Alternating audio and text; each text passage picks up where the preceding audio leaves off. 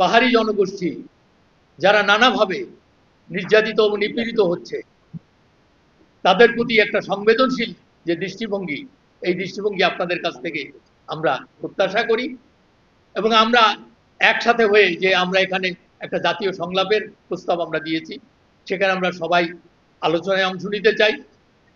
যদি পার্বত্য চুক্তি বাস্তবায়ন নিয়ে কারোর কোনো ভিন্নমত থাকে, আমরা তাদের কথাও শুনতে চাই।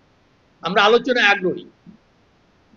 আমরা বলি না যে কারোর সাথে আলাপ আলাপ করে, সকলের মতই আমরা শুনতে চাই এবং একটা বাস্তব একটা রোড ম্যাপ এই চুক্তি বাস্তবায়নের, সেটাও যেন সেই আলোচনার মধ্য দিয়ে তৈরি হয় এবং সেটা বাস্তবায়ন হতে পারে।